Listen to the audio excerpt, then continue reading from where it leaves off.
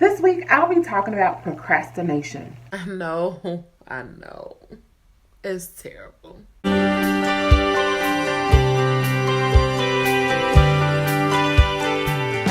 to Ladies Tuesday. Hello, good people. Coach Danita here with another Tidbit Tuesday. This week, I'll be talking about procrastination. It's something that plagues my heart each and every day, each and every event. It's something that creeps into my life first thing in the morning.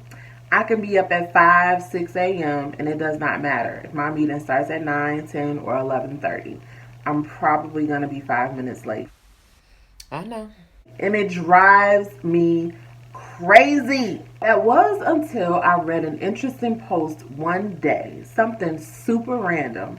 And it talked about how some people who seem to have a hard time being on time or at least a few minutes ahead of time are the same people that struggle with people wasting their time. There's some things that I get super excited about, like overjoyed to attend. Anything to do with dancing, favorite restaurant with families and friends. And I used to be one of those people who would be so eager to enjoy myself that I would show up not only excited, but also way ahead of time. And after years of showing up, being the first person and being talked about terribly, after getting teased for seemingly overly excited for certain events, I basically decided, okay, I'm just going to be on time, which can translate easily into I'm going to be a few minutes late just to make sure I'm not the only one excited to be there. I know.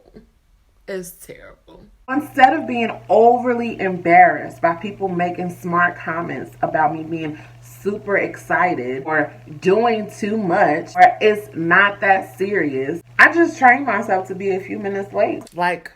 I know.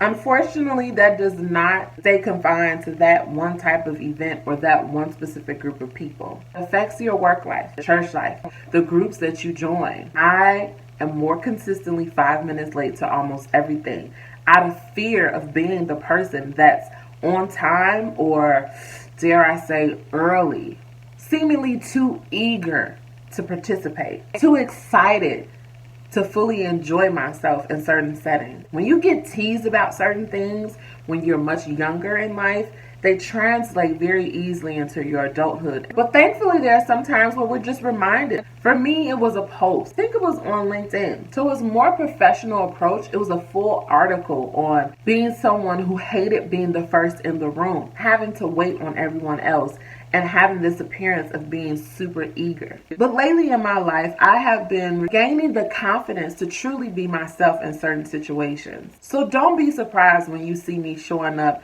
early to a meeting with a big smile on my face and no coffee needed. I've decided to be comfortable with who I am and the things that I love with the people that I love.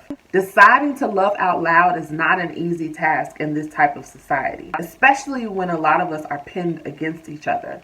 We will find the smallest things to talk about each other and tear each other down, and then try to justify to say that we're just making a joke. But it hurts people's feelings. Worse yet, most people don't mean to hurt or offend other people. They honestly think it's something that's playful and should be taken lightly. Some people in my circle have noticed for years that I have stopped talking about people. There used to be times when we would go into a room or be in a public place and we would make comments about everyone that we saw.